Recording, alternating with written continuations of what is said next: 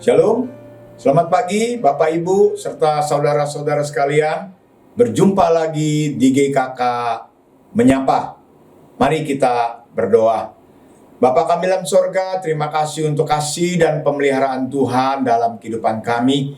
Sebelum kami melakukan aktivitas, kami akan membaca dan mendengarkan firman-Mu. Biarlah Tuhan memberkati renungan hari ini, memberkati dan menggugah kami untuk kami boleh hidup mengasihi Tuhan dengan segenap hati. Dalam Kristus Yesus kami berdoa. Amin.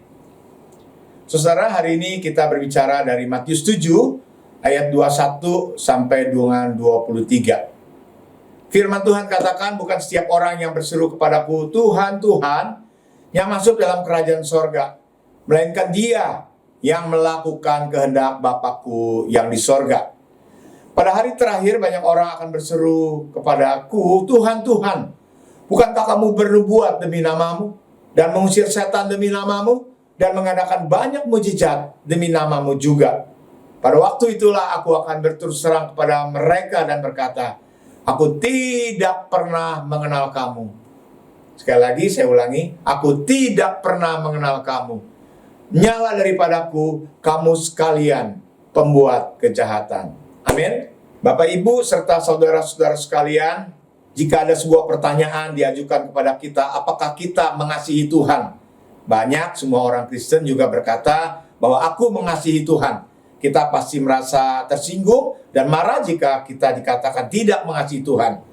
Tetapi mengasihi Tuhan itu tidak hanya melalui kata-kata saja, melainkan harus ada buktinya apa kita mengasihi Tuhan. Apa buktinya? Mungkin di antara kita akan menjawab, aku selalu rajin beribadah, aku aktif dalam pelayanan gereja, bla bla bla bla. Dan masih banyak lagi kegiatan-kegiatan yang kita sebutkan. Cukupkah? Perhatikan ayat ini. Tetapi orang yang mengasihi Allah, ia dikenal oleh Allah. 1 Korintus 8 ayat yang ketiga. Banyak orang Kristen memiliki pandangan yang salah, yaitu merasa sudah dikenal oleh Tuhan. Padahal belum tentu demikian. Akan tetapi orang yang mengasihi Tuhan dengan sungguh pasti dikenal oleh Tuhan. Karena Tuhan berkata pada hari terakhir, banyak orang berseru kepadaku, Tuhan, Tuhan, bukankah kamu bernubuat demi namamu, mengusir setan demi namamu, mengadakan banyak mujizat demi namamu juga? Luar biasa sekali. Tetapi responnya pada saat itulah Tuhan berterus terang dan berkata, aku tidak pernah mengenal kamu. Nyala daripadaku sekalian pembuat kejahatan. Wow, tragis sekali. Jika dicermati secara teliti ayat-ayat ini, terasa aneh bukan? Karena Yesus mengatakan hal ini kepada bukan orang yang sembarangan, tetapi kepada orang pengikut Kristus. Bahkan kepada mereka yang sudah bernubuat, mengusir setan, melakukan banyak mujizat, luar biasa sekali. Mengapa mereka yang secara kasat mata tampak aktif ke gereja, bahkan sudah melayani, tidak dikenal Tuhan, saudara?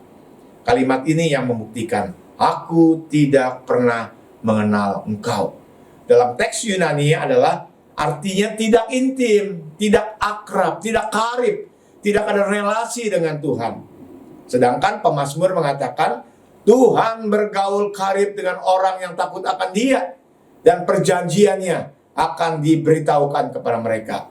Coba kita lihat ayat ini, bukan hanya dikenal, tetapi perjanjian Tuhan diberitahukan bagi mereka. Puji Tuhan. Jadi penekanan di sini bukan sekedar aktivitas rohani saja, tetapi kualitas spiritualitas. Ada relasi yang akrab dan mendalam dengan Tuhan. Ibadah, pelayanan yang hanya sibuk dilakukan sebatas rutinitas, kegiatan agamawi saja, tidak akan memiliki arti apa-apa di pandangan mata Tuhan jika kita tidak memiliki persekutuan yang karib, akrab, intim dengan Tuhan. Betapa banyak orang Kristen tampak sibuk sana-sini dengan kegiatan pelayanan yang ada, tetapi mereka tidak pernah menyediakan waktu secara pribadi untuk bersekutu dengan Tuhan. Saudara, ada pertanyaan seperti demikian, mengenal Yesus itu perlu. Pertanyaannya adalah, apakah Yesus mengenal kita? Mari kita berdoa. Bapa kami dalam sorga, terima kasih.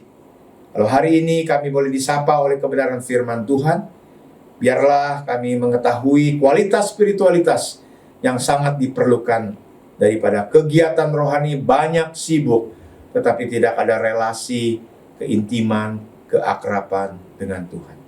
Terima kasih untuk peringatan, untuk firman Tuhan, supaya hidup kami selalu menjadi murid Kristus yang menyediakan hati dan punya relasi dengan Tuhan. Haleluya. Amin. Selamat beraktivitas. Tuhan Yesus memberkati.